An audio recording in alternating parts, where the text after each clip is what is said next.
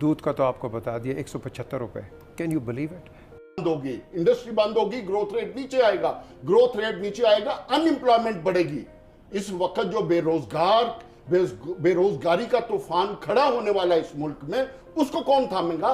महंगाई का तो एक तूफान है, आज बर्दाश्त कर लेंगे। जिनके घरों के चूल्हे बंद होंगे उनको कौन संभालेगा? आपकी फोरकास्ट क्या है कि आपकी जीडीपी ग्रोथ 3% से ऊपर नहीं जाएगी। जब इमरान खान, मैं कहता हूं उसने झूठ बोला, उसने फ्रॉड किया, उसने पूरी कौम को बेवकूफ बनाया। और यार आपको पता था कि वो सब फ्रॉड क्या किया? झूठ बोल बोल के। जय हिंद दोस्तों, मैं महेंद्र शर्मा स्वागत करता हूं वन वर्ल्ड हिंदी में आपका। उम्मीद करता हूं आप खुश और स्वस्थ है। दोस्तों जैसा कि आपने सुना, इमरान खान ने जब कुर्सी छोड़ी थी तो वो उसने सबसे बड़ा जो फ्रॉड था वो पाकिस्तान की आवाम के साथ किया, क्योंकि उसने ऐसी ऐसी शर्तें और कंडीशनें दूसरे देशों और IMF के आगे शर्तें मानी कि पाकिस्तान में जितनी भी वस्तुएं उपभोग की हैं वो सारी की सारी महंगी करने के बाद ही पाकिस्तान में IMF का जो लोन था वो रिलीफ होगा। और आज कहीं न कहीं पाकिस्तान में इमरान खान एक हवा बना रहा है कि ये IMF के आगे लेट गए, जबकि इसने भीख मांगने के लिए पहले ही शर्तें कंडीशनें ओके कर रखी थी। तो कहीं ना कहीं आज पाकिस्तान में बढ़ती महंगाई में सिर्फ एक चीज़ और जो सबसे ज़्यादा ज़रूरी थी, दूध, वो 175 रुपये किलो बिकना शुरू हो गया। तो कहीं ना कहीं पाकिस्तान की अब जो इमरान खान की जो बैड गवर्नेंस का नतीजा था वो अब पाकिस्तान की आवाम अब दिन ब दिन भुगत रही है। तो कहीं ना कहीं आज अपने आप को पाकिस्तान की आवाम ठगा भी महसूस कर रही है, क्योंकि पाकिस्तान में कोई भी ऐसा नेता नहीं है या कोई भी ऐसा जनप्रतिनिधि नहीं है जो पाकिस्तान की आवाम को सही दिशा दिखा सके और उनके दुखों का निवारण कर सके और उनके लिए कुछ सहूलियत भी ला सके। तो कैसी ये चिकम चिल्ली पाकिस्तानी मीडिया बैठ के कर रही है, तो दोस्तों ये देखिए डिबेट और कमेंट में अपनी प्रतिक्रिया जरूर दें। लास्ट में आपसे रिक्वेस्ट करूंगा, चैनल पर नए हैं तो चैनल को सबसे पहले सब्सक्राइब करें, लाइक शेयर कमेंट जरूर करें। दोस्तों जय हिंद, वंदे मातरम, भारत माता की जय। दोस्तों बंद होगी, इंडस्ट्री बंद होगी, ग्रोथ रेट नीचे आएगा, ग्रोथ रेट नीचे आएगा, अनएम्प्लॉयमेंट बढ़ेगी। इस वक्त जो बेरोजगारी का तूफान खड़ा होने वाला है इस मुल्क में, उसको कौन थामेगा? महंगाई का तो एक तूफान है, आज बर्दाश्त कर लेंगे। जिनके घरों के चूल्हे बंद होंगे उनको कौन संभालेगा? आपकी फोरकास्ट क्या है कि आपकी जीडीपी ग्रोथ 3% से ऊपर नहीं जाएगी। जब इमरान खान, मैं कहता हूं उसने झूठ बोला, उसने फ्रॉड किया, उसने पूरी कौम को बेवकूफ बनाया। और यार आपको पता था कि वो सब फ्रॉड क्या किया? झूठ बोल बोल के कौम को धोखा दिया ना, फ्रॉड ही है ना। कौम को धोखा देना, कौम को अंधेरे में रखना, तो धोखा ही है ना बकौल इस हुकूमत के। मेरा सवाल ये है कि अगर आप रिलीफ नहीं दे सकते थे, मियां नवाज शरीफ की स्टेटमेंट उठा लें कि 1 रुपया बढ़े तो मुझे नींद नहीं आती, मरियम नवाज शरीफ की सुने तो मेरे पत्थर पे दिल रखना पड़ता है, पत्थर रखना पड़ता है दिल पे। हमजा की मैं स्टेटमेंट सुन रहा था, मिफ्ता की मैं सुन रहा था। और यार आप 2 महीने पहले जिन चीजों को गलत कह रहे थे, जिसको नाजायज कह रहे थे, आज उसी की जस्टिफिकेशन है। सुबह से मैं देख रहा हूं मिनिस्टर लाइन में आ रहे हैं, जस्टिफाइड कर रहे हैं, माशी बदहाली, बैंक करप्सी, फलां टमकान। ओ भैया आपको सब पता था, मिसकैलकुलेशन, तो आपने सब पता था। यस, आपका सवाल मिसकैलकुलेशन नहीं, अपनी ख्वाहिश की तकमील के लिए आप इक़्तिदार में आए, एंड दैट्स इट। चलो, झूठ था ना, वो अब झूठ है। महंगाई का बयानिया बिल्कुल दुरुस्त था, और जो उस दौर में महंगाई हुई है, हम आंखें बंद कर लें, कबूतर बन जाए बिल्ली के आगे जैसे जावेद भाई बने हुए हैं, तो वो अलग बात है, लेकिन महंगाई उनके दौर में ही शुरू हुई। और आज सेनेट के अंदर जिस तरह की आवाज़ें निकाल के वो डिटाई के साथ साबका हुकूमत के जो सेनेटर्स और MNAs और जो वज़ीर थे, वो जो कुकड़ियों की आवाज़ें निकाल रहे हैं, उनको शर्म आनी चाहिए, इसलिए कि ये सारा उनका किया धरा है जो इस वक्त इस हुकूमत को भुगतना पड़ रहा है। इनको हम इसलिए ब्लेम दे रहे हैं कि इनको पता था कि ये होना है, इसके बावजूद उन्होंने अपनी गर्दन फंसा ली। लेकिन इसका मतलब ये नहीं है कि वो जश्न मना सकते हैं उस सब कुछ के ऊपर जो कुछ वो करके गए हैं। यहाँ से एक बात, it's a national loss, it's a national loss. मैं आप सफ़र कर रहे हैं, वो चाहे हुकूमत PTI की थी या चाहे हुकूमत इनकी है। आप ये बताएं, हमारे घरों पर तो इफेक्ट अपनी जगह मौजूद है ना, हम सब भुगत रहे हैं उसको। दूसरी बात, एक बार जो कीमतें बढ़ जाती हैं ना किसी भी जवाज़ के ऊपर, हमारे मुल्क में ये रवायत है कि वो वापस नहीं आती हैं।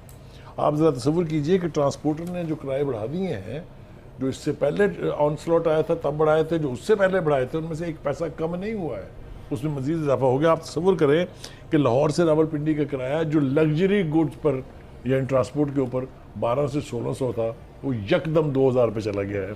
फैसलाबाद का किराया 1050 रुपये हो गया, सरगोदा का किराया 950 हो गया। मुझे ये बताएं कि जिस फैमिली के 2 अफराद को कम्यूट करना पड़ जाए वो तो मारे गए ना। सो कहने का मतलब ये है कि जब तक हमारी हुकूमतें, सक्सेसिव गवर्नमेंट साबका और मौजूदा, अपनी अपनी जिम्मेदारी की ओनरशिप नहीं लेंगी, ये जावेद भाई जो हैं ये झूठ का लफ्ज़ इस्तेमाल करके बयानियाँ बनाते रहेंगे। हमें खुले दिल के साथ अपनी गलतियों का इकरार करके और फिर फॉरवर्ड लुकिंग अप्रोच के साथ देखना चाहिए कि आगे क्या होगा। आखिरी बात जो मैं अर्ज़ करना चाहता हूँ वो ये है कि इस वक्त के जो हुक्मरान हैं यानी प्राइम मिनिस्टर साहब जो हैं, वो इससे ज़रूर फ़र्क पड़ेगा जो उन्होंने कहा, लेकिन जो हमारे तीनों हजरात ने कहा कि इससे आगे भी जाएं। सिर्फ ये कहना काफ़ी नहीं है कि पेट्रोल कम कर देंगे तो उससे इतनी बचत हो जाएगी कि ये सारा बोझ जो है टल जाएगा। बेपनाह रास्ते हुकूमत के पास मौजूद हैं कि किस तरीके से इस ओवरबर्डन को कर्टेल किया जा सकता है। जो मेरी अंडरस्टैंडिंग है, मैं अपनी बात दोहरा रहा हूँ और मुमकिन है कि मैं गलत हूँ, क्योंकि हमारे सामने माहिर इक्तिसादियात बैठा, उसने मुझे पढ़ना है ज़रूर।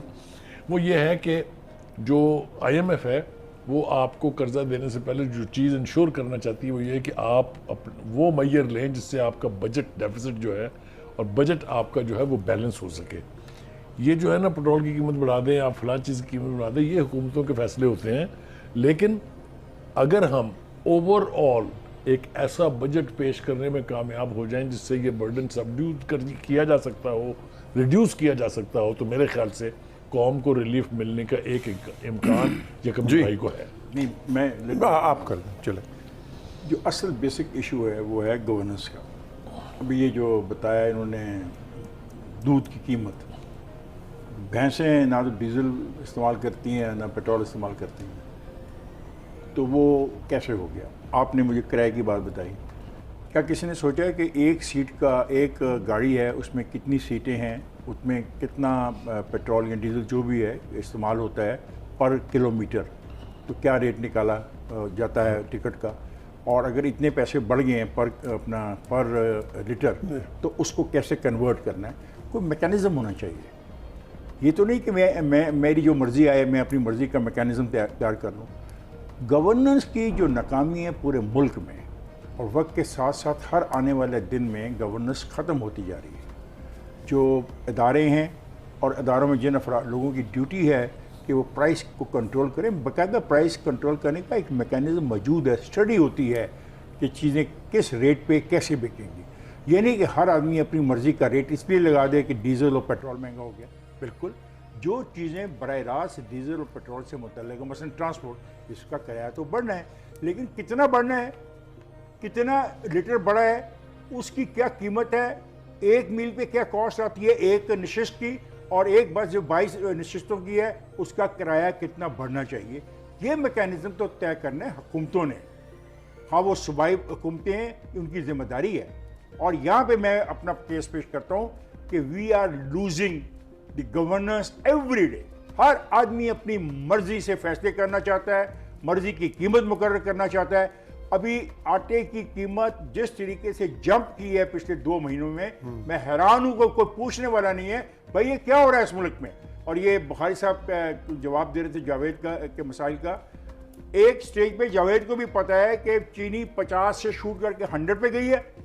क्या मैकेनिज्म क्या है भाई? गन्ने की कीमत बढ़ गई है, जो गन्ने को क्रश करने की जो मशीनें उनकी कीमत बढ़ गई है, उनकी रिपेयर की कीमत बढ़ गई है। मैं चाहता हूं कि मेरी बात को कुछ समझने की कोशिश करें।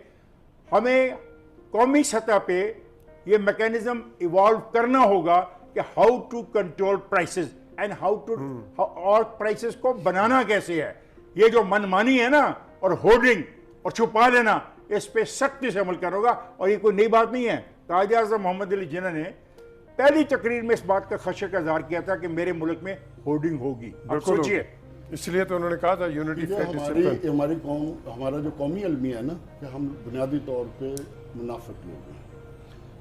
और बदकिस्मती क्या है कि हम इक़्तिदार की हवस में इतने ज़्यादा आगे जा चुके हैं over a period of time, चाहे कोई भी है, मैं किसी भी पॉलिटिकल पार्टी को नहीं कह रहा, कि हम उसको हासिल करने के लिए झूठा या सच्चा कोई भी बयानिया डेवलप कर सकते। बिल्कुल सही कहा आपने। यह है बदकिस्मती आपकी। और जिस तरफ इफ्तिखार साहब ने इशारा किया गवर्नेंस का, इस हुकूमत का तो बयान ही गवर्नेंस का था महंगाई और महंगाई का था।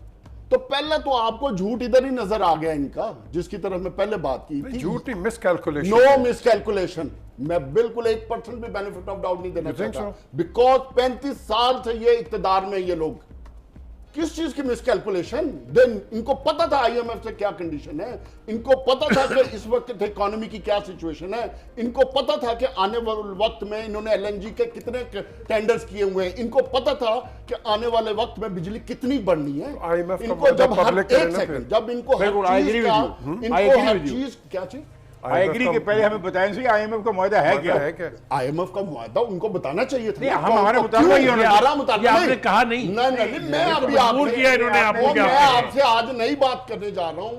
ये कौम आज के बाद इन पॉलिटिकल लीडर से सिर्फ एक सवाल किया करे वोट देने से पहले कि जनाबे आली आप तो वोट मांगने आ जाते हैं, हमें अब आईएमएफ का पहले मुआहदा दिखाया करें। बिल्कुल। पहले अगर- हमें बताया अगर- करें कि अगर आप मुआहदा- IMF के अगर पास मुआहदा जाएंगे इस कि नीयत का नहीं। है आज कि उसके आप असरात इतने इस गहरे हैं, कौम को तो गवर्नमेंट को बेवकूफ बताना बनाने के चाहिए। लिए, नहीं, बेवकूफ पागल नहीं, बनाने के लिए बेवकूफ आप नहीं, IMF no, no, no IMF बेवकूफ, का रट्टा नो, लगा रहे हैं, नो, नो, तो फिर नो, आप नो, अपने नो, इलेक्शन सॉरी, में सॉरी, जनरल में सॉरी, IMF को सॉरी, शामिल करें। सॉरी, सॉरी, इसी एक मिनट, नोट एक पे- मिनट, नहीं भैया, एक मिनट, नो, डोंट आप खेल न करें।